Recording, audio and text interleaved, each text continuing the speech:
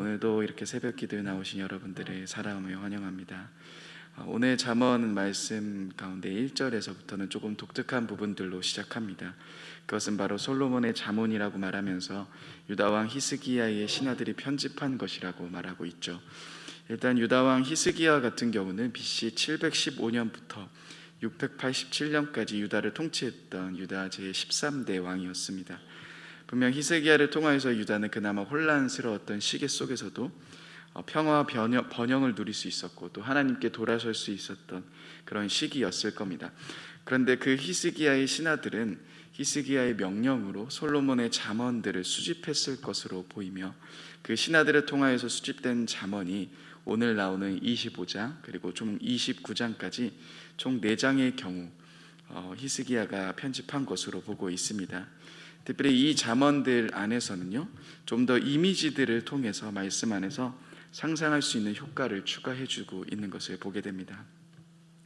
25장에서 이야기하고 있는 것은 왕의 의무 또 왕의 신하들이 가지고 있는 의무에 대한 이야기들이지만 사실 우리는 왕도 아니고 또 그 왕의 신하도 아니지만요, 그럼에도 이 잠언의 내용들을 통해서 우리들의 삶의 방향들 또 나아가야 하는 모습들 역시 비슷한 것을 확인해 볼 수 있습니다. 그래서 오늘 이 부분들을 통하여서 우리들의 삶의 방향들 또 우리들의 삶이 어떠한 곳으로 나아가면 좋을지를 함께 나누고자 합니다. 먼저 2절 말씀입니다. 2절 말씀 같이 한번 읽어보겠습니다. 시작. 이를 숨기는 것은 하나님의 영화요 이를 살피는 것은 왕의 영화니라.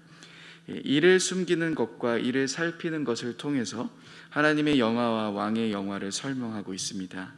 지혜자는 이를 숨기는 것이 하나님의 영화라고 표현합니다. 사람이 헤아리기 힘든 방식으로 하나님은 일하신다라는 것이죠. 우리가 기억해야 할 첫 번째는 바로 우리가 어떠한 존재인지 아는 것으로부터 출발합니다. 이것은 모든 신앙의 가장 기본 토대이며 또 우리 마음 가운데 중심이 되어야 하는 생각이죠. 내가 아무리 뛰어난 왕과 같은 사람일지라도 정말 많은 것을 누리고 또 많은 것을 할 수 있는 사람일지라도 우리는 내가 하나님 앞에서 연약한 자라는 사실을 놓치면 안 됩니다. 그 하나님의 깊으신 생각이 있고 그 하나님의 마음을 우리는 온전히 다 알 수 없습니다. 우리가 하나님의 신비를 알기에는 우리들의 이성과 또 우리들의 머리로는 다 충분하지 않으며 우리가 모든 것을 이해할 수 없는 분이시죠. 만약 우리가 하나님을 완전히 이해할 수 있다면 하나님은 하나님이 아니신 겁니다. 사실 우리들의 삶의 많은 순간 하나님의 부재를 경험할 때가 존재합니다. 나의 시간 가운데 왜 이런 일이 벌어지는가 하는 의문들이 들기도 합니다. 그렇지만 우리들의 이 모든 삶의 시간들이 내 삶의 기준으로 이해할 수 없을지라도 지금은 모든 것을 알 수 없을지라도 분명한 것은 하나님의 생각과 계획은 우리들의 계획과 생각과는 차원이 다르다는 변하지 않는 사실입니다. 성경에서 이러한 걸음들을 우리는 흔히 찾아볼 수 있습니다. 대표적으로 창세기 요셉의 이야기들을 보면서 우리는 이 사실을 마주하게 됩니다. 형들에게 팔려서 미디안으로 끌려가고 또 보디발 장군 집에서 충성하고 열심을 내던 중 그의 아내의 모함으로 인해 감옥에 갇히게 된 요셉은 자신을 보았을 때 자신의 삶을 이해할 수 없었던 일투성이로 여겼을 겁니다. 그러던 중에 떡 맡은 관원장과 술 맡은 관원장의 꿈을 해석해주면서 특별히 술 맡은 관원장의 꿈을 해석해주며 그에게 이렇게 부탁합니다. 당신이 여기서 나아가거든 나를 조금 생각해달라고 이야기합니다. 요셉에게 있어서 이때까지만 해도 자신의 삶은 완전히 이해할 수 없는 일투성이며 어려움이 가득한 삶이었을 겁니다. 그리고 이러한 상황 속에서 사람을 의지했을 때 창세기 40장에서 술 맡은 관원장이 요셉을 잊었다라고 기록하고 있습니다. 우리들이 모든 것을 알 수 있다고 생각하지만 모든 것을 다 할 수 있다고 생각하지만 우리는 바로 앞에 있는 그 작은 일도 다 알지 못하는 연약한 존재들입니다. 그렇다면 우리가 해야 하는 일이 무엇입니까? 잠언 25장 2절은 분명히 이렇게 이야기합니다. 이를 살피는 것이 왕의 영화다. 왕이 해야 되는 것은 자신의 뜻을 이루기 위함이 아닌 자신이 있는 그 자리 속에서 하나님의 뜻을 구하며 하나님의 마음을 구하는 자리로 나아가야 한다라는 겁니다. 이것처럼 우리들 역시 해야 할 일은 내 생각과 내 뜻을 의지하는 것이 아닌 하나님의 뜻과 하나님의 생각 그 하나님의 계획을 신뢰하며 가는 것입니다. 창세기 40장의 요셉은 사람을 의지했지만 결국 실망하게 됩니다. 자신을 의지해도 안 되고 사람을 의지해도 그는 실패합니다. 그렇게 2년이라는 시간이 지나고 요셉의 삶 가운데는 많은 변화들이 생깁니다. 그가 2년이라는 시간 가운데 어떠한 과정을 겪었는지는 모르지만 분명한 것은 자신의 삶 가운데 하나님을 신뢰하는 모습으로 나아가기 시작했다라는 거죠. 왜냐하면 다시금 형들을 만났을 때 요셉은 형들이 나를 팔아서 내가 이곳에 온 것이 아니라 하나님이 우리 민족을 구원하기 위해서 나를 먼저 보냈다고 그동안의 삶을 해석하고 있기 때문입니다. 즉 나의 생각보다 크신 하나님을 신뢰하고 의지하는 것, 왕의 영화인 것처럼 오늘을 살아가고 있는 저와 여러분들의 영화이기도 합니다. 지금은 이해할 수 없는 일이지만, 지금은 우리가 그 가운데 왜 나에게 이런 일이 펼쳐졌는지 모르는 상황이지만, 우리가 그 상황 속에서 하나님을 신뢰하며 나아갈 때 우리들의 삶 가운데 분명한 하나님의 일하심들을 나타나게 된다라는 것이죠. 두 번째, 함께 4절에서 5절 말씀을 함께 같이 읽어보겠습니다. 시작. 은에서 찌꺼기를 제거하라. 그리하면 장색에 쓸만한 그릇이 나올 것이요 왕 앞에서 악한 자를 제하라. 그리하면 그의 왕위가 의로 말미암아 견고히 서리라. 이제 4절과 5절을 통해 왕의 신하들이 어떠한 행동을 해야 하는지 말해주고 있습니다. 먼저 은에서 찌꺼기를 제거하라라는 표현은 은이 은으로 가치를 지니기 위해 가장 필요한 것이 은에서 찌꺼기를 제거하는 작업이며, 이것은 반드시 거쳐야 하는 것이라고 말하고 있는 겁니다. 왕의 판단을 흐리게 하는 신하나 또 자신의 이익만을 추구하는 신하들을 제거하라는 표현으로 해석해 볼 수 있습니다. 5절 말씀은 좀 더 분명하게 표현하고 있죠. 악한 자를 제하라라고 말합니다.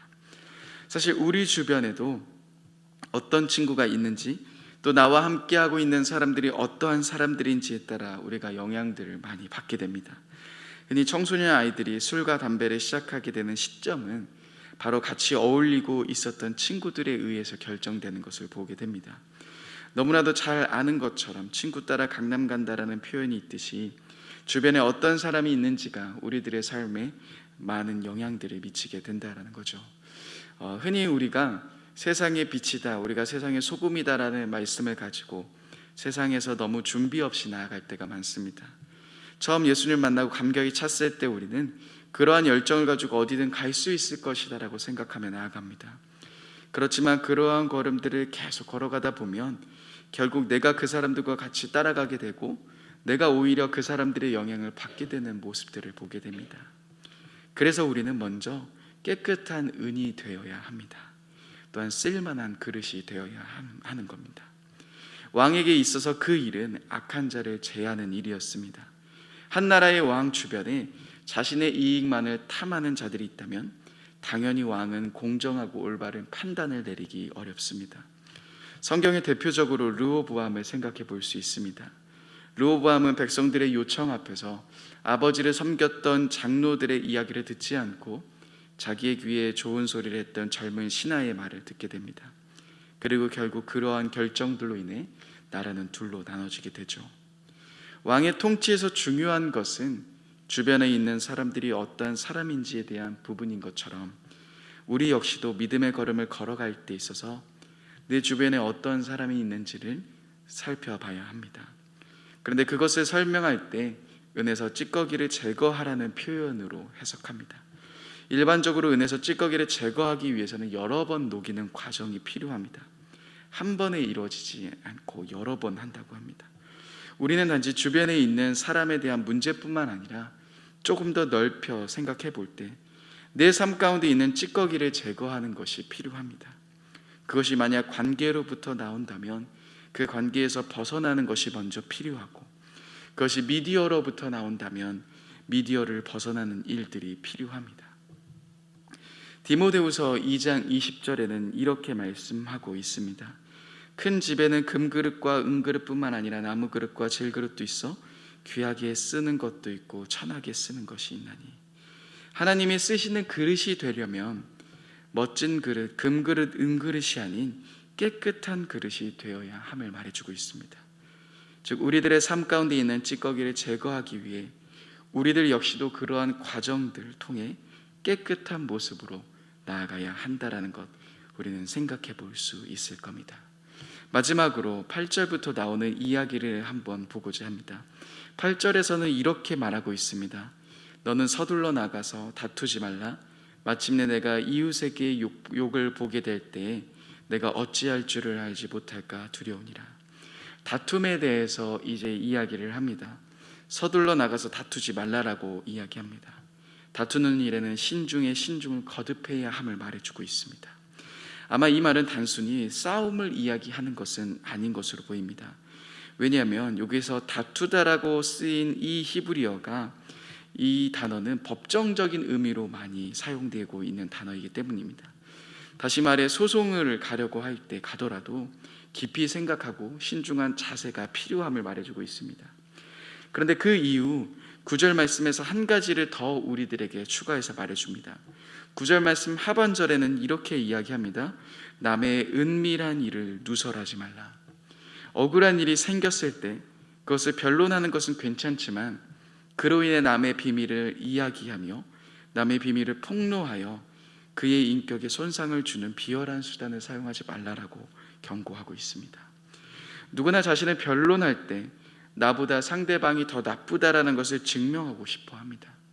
나는 괜찮고 너는 잘못됐어라는 것을 증명하고 싶어 합니다. 이 사람이 더 나쁜 사람이야 하면서 나만이 알고 있는 비밀들을 이야기하고 싶어 합니다. 그 사람을 더욱더 곤란하게 만들어 자신에게 유리한 방향으로 끌고 가고 싶어 합니다. 얼마 전 한 예능 프로그램에서 한 개그맨이 같이 나온 두 사람의 관계에 대해서 그 비밀을 폭로했던 적이 있습니다.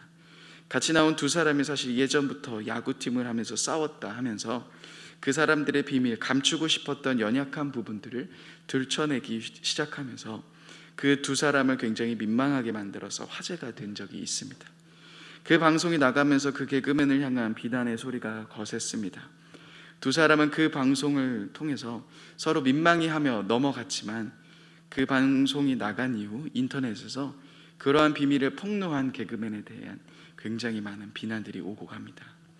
남의 이야기를 하는 것을 좋아할 때 그것은 결국 어떻게 우리들에게 돌아옵니까? 10절 말씀에서 이렇게 말해주고 있습니다. 듣는 자가 너를 꾸짖을 터이요 또 내게 대한 악평이 내게서 떠나지 아니할까 두려우니라.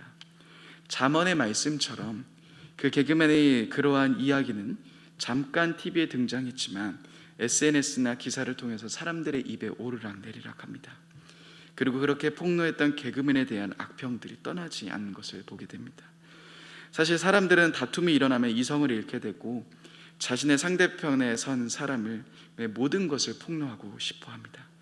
그렇지만 그러한 비밀을 폭로하게 되면 자신이 유리해질 것 같아 보이지만 사실은 그렇지 않게 되죠.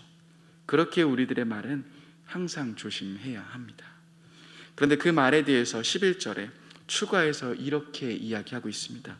한번 11절 말씀 같이 한번 읽어보겠습니다. 시작. 경우에 합당한 말은 아로 새긴 은장반의 금사관이라. 경우에 합당하는 말은 은장반에 있는 금사과와 같다라고 표현합니다. 분명 어떠한 뜻인지 구체적으로 알 수는 없지만요, 분명한 것은 경우에 합당한 말, 때에 맞는 말을 하는 것은 최고의 찬사이며 매우 귀한 일이라고 지혜자는 이야기하고 있는 겁니다. 사실 지금 너무 많은 곳에서 무의미한 말, 상대방을 비난하고 비밀을 폭로하는 말들이 난무하고 있는 시대입니다. 하나님을 모르는 사람들에게서도 또 하나님을 따라가고 있는 사람들의 입에서도 이러한 말들이 끊임없이 나오고 있는 상황입니다. 여러분, 이러한 시대 속에서 우리들은 과연 어떠한 말을 해야 할까요? 과연 이 시대 속에서, 이러한 세대 속에서 때에 맞는 말, 경우에 합당한 말은 무엇일까요? 각자의 상황과 환경은 분명히 다르실 겁니다. 우리는 그러한 말들이 무엇인지 내 삶 가운데 있는 그 자리 속에서 진지하게 고민할 필요가 있을 것입니다. 왜냐하면 무엇을 말하는가는 우리들의 신앙 속에서 매우 중요한 부분이기 때문이죠. 사랑하는 여러분, 세상은 점점 더 악해져 갑니다. 사람들 안에서 사랑이 식어져 갑니다. 이러한 시대 속에서 하나님은 어떠한 사람을 찾고 계실까요? 오늘 13절 말씀에 이렇게 이야기하고 있습니다. 충성된 사자는 그를 보낸 이에게 마치 추수한 날의 얼음 냉수 같아서 능히 그 주인의 마음을 시원하게 하느니라. 충성된 사자는 그를 보낸 이에게 추수하는 날의 얼음 냉수 같다라 표현합니다. 왕에게는 좋은 신하, 좋은 충성된 신하는 바로 얼음 냉수 같습니다. 하나님이 우리를 보내시고 또 우리와 함께 하시는 그 하나님 앞에 여러분들은 어떠한 사람으로 서 계시는 것 같습니까?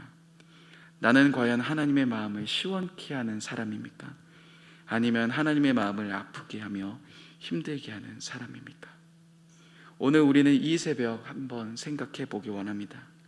하나님이 찾으시는 사람, 내 생각과 내 뜻이 아닌 하나님의 생각과 하나님의 뜻을 바라보며 나아가는 사람, 내 삶 가운데 있는 찌꺼기들을 제거하며 깨끗한 그릇으로 준비되는 사람, 세상의 무의미한, 세상에 서로가 비난하는 이러한 말 속에서 그 믿음의 말, 사랑의 말을 할 수 있는 그 사람, 그 사람을 하나님은 찾고 계시며 그 사람을 통하여서 하나님은 얼음 냉수와 같다라고 말씀하실 겁니다. 이 새벽 다시금 우리들의 삶 가운데 주님, 내가 이렇게 하나님의 마음을 시원케 해드릴 수 있는 얼음 냉수와 같은 사람이 되겠다라는 마음으로 함께 결단하며 나아가시는 귀한 하루 되셨으면 좋겠습니다.